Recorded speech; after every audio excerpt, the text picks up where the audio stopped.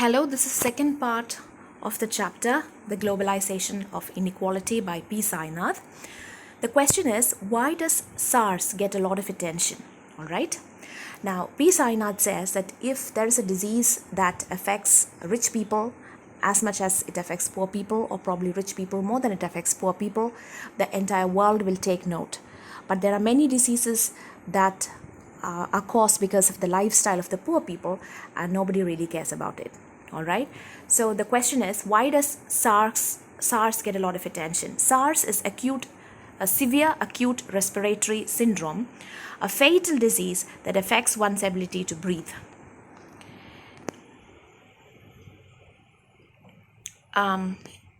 It's a disease. Just a minute. All right. SARS is a disease that killed around 800 people in the first 4 months. When it started, it killed 800 people across the world in the first 4 months. But this P. Sainath notes is only half the number of people killed by tuberculosis in India each day. All right, see, tuberculosis kills so many people in India each day. SARS killed 800 people in 4 months, and tuberculosis kills double of this number. However, SARS got a lot of attention because it was mostly the flying classes or the rich people who were affected by it, and the disease was not restricted to the poor community. P. Sainath notes that this is a similar case with plague. It's a similar case with plague which spread in the country in 1994 and 1995. It killed fewer people than any major disease in India, but it frightened the well-to-do section because plague germs are notorious for their non-observance of class distinctions. All right, so Sainath says that plague affected the rich people as much as it affected poor people, and therefore there was so much ruckus about it, so much news about it, so much hullabaloo about it. But on the other hand, if there is a disease that kills only poor people, probably like tuberculosis, no one really makes that much noise. It's also worthwhile to note that India had over 79,000 deaths by tuberculosis in 2019. Did we hear about it? Probably not. Deaths by malaria in the world stood at 409,000 in 2019. Did we hear about it? No, because mostly the countries that were affected by malaria was Africa. Okay, countries in Africa were mostly affected by malaria. Therefore, there was not much noise about it. Next question, what does IMF do?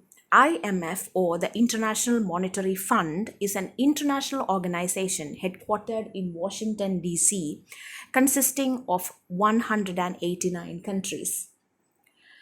Its aim is to work to improve global monetary cooperation, secure financial stability, facilitate international trade, promote high employment and sustainable economic growth, and reduce poverty around the world. All right, so you just have to learn this exactly as it is. It's an international organization headquartered in Washington. What does it do?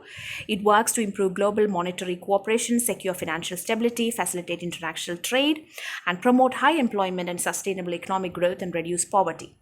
Now, you can also write some criticism of IMF if you want.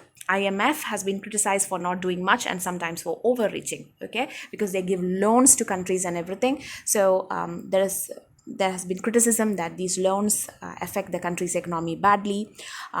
They put pressure on the economy according to the money they give, and so on and so forth. So IMF has been criticized for not doing much and sometimes for overreaching.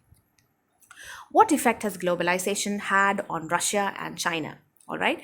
So this question, in this question, you have to actually understand the fact that globalization affected Russia and China differently, although both were both shifted from this socialist mode, from the communist mode to the capitalist economy.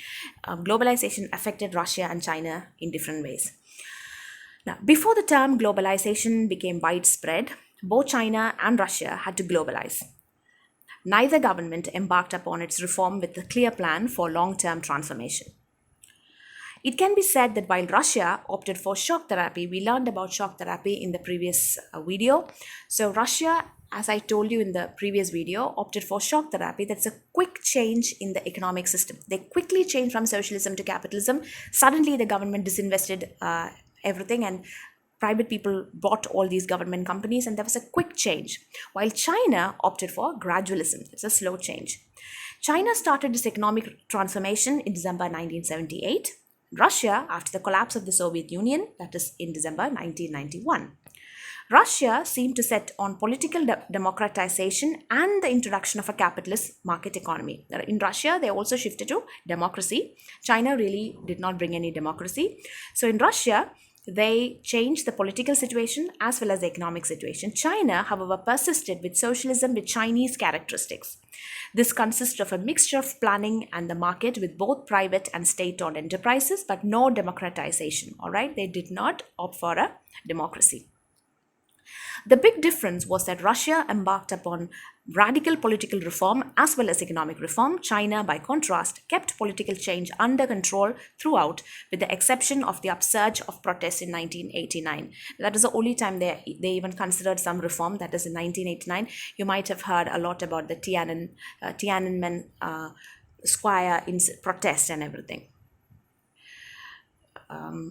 So it's only during that time, in 1989, did they even consider any kind of reform. Other than that, they have kept their political system much the same.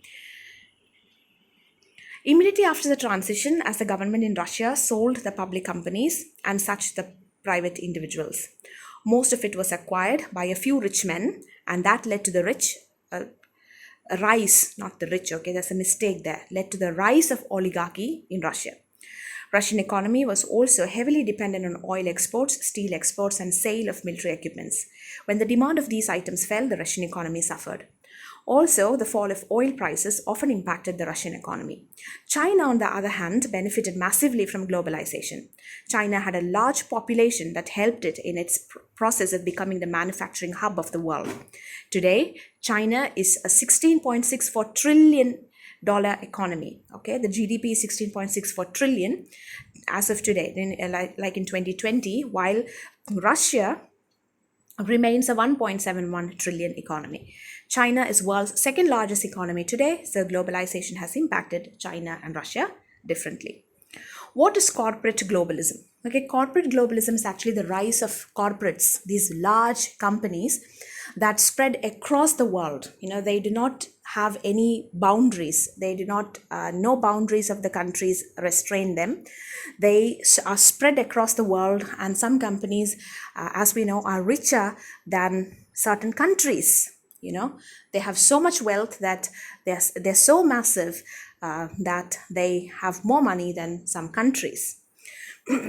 So what is corporate globalism? In the wake of transformations being ushered in by globalization, there is also a rise in the power of transnational corporations, TNCs, okay? Transnational corporations.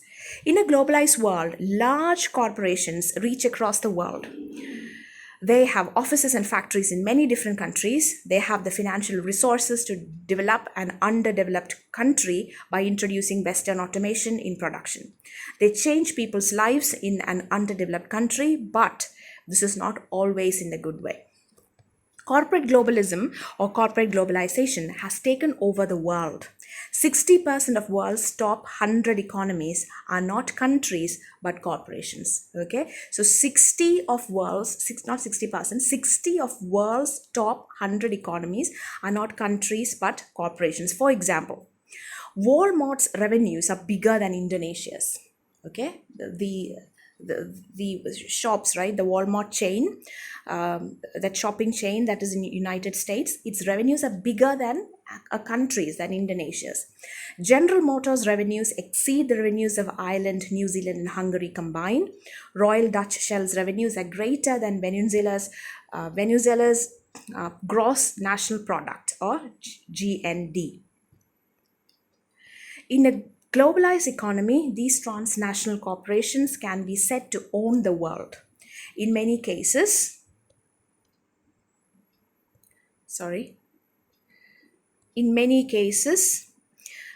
these mammoth corporations recognize only profit.